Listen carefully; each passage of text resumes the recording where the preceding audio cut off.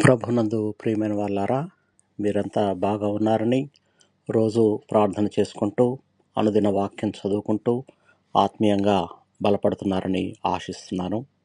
ఈరోజు దేవుడు మనకు ఇస్తున్న వాగ్దానము ఫిలిప్పీలకు రాసిన పత్రిక 4వ అధ్యాయం 19వ వచనము. కాగా దేవుడు తన ఐశ్వర్యము చొప్పున క్రీస్తు యేసునందు మహిమలో మీ ప్రతి అవసరమును తీర్చును. ఈ వాక్యము దేవుని యొక్క నమ్మిక, మరి ఆయన సమృద్ధి గురించి మనకు బయలుపరుస్తుంది. ఈ వాక్యం ద్వారా అపోస్తలుడైన పౌలు మనకు ఒక గొప్ప భరోసా అనొచ్చు, గ్యారంటీ అనొచ్చు, అష్యూరెన్స్ అనొచ్చు ఇవ్వడం జరుగుతుంది. మన జీవితంలో ఎన్నో అవసరాలు ఉంటాయి, ప్రతిరోజు ఉంటాయి. మన అవసరాలు ఎప్పుడు ఆగవు. ఆర్థికపరమైన, శారీరకపరమైన, భావోద్వేగమైన, ఆత్మీయ అవసరాలు. కానీ దేవుడు తన స్వంత ఐశ్వర్యం చొప్పున వాటిని తీరుస్తాడు అని చెప్తున్నాడు. ఇక్కడ తన ఐశ్వర్యం అంటే మనం ఊహించగలిగిన దానికంటే చాలా ఎక్కువ. అది అపరితమైన వనరుల నుండి వస్తుంది.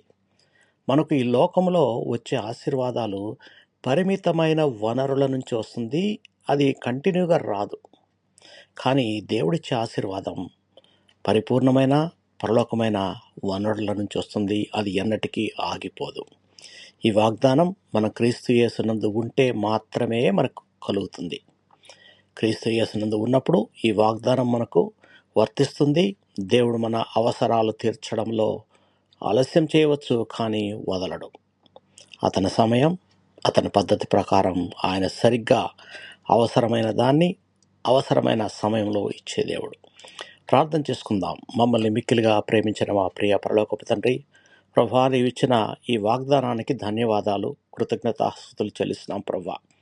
మరి మీ ఐశ్వర్యం బట్టి క్రీస్తు యేసునందున్న మమ్మల్ని, మాకు మా ప్రతి అవసరాన్ని తీరుస్తానన్న మీ మాటకు ఇస్తున్న అభయాన్ని బట్టి మా హృదయాల నుంచి నాయన మీకు కృతజ్ఞతాస్తుతులు చెల్లిస్తున్నాం ప్రభువా. మేము ఎదుర్కొంటున్న కష్టాల్లోనూ అవసరాల్లోనూ నిన్ను నమ్మే విశ్వాసాన్ని మాకు దయచేయండి.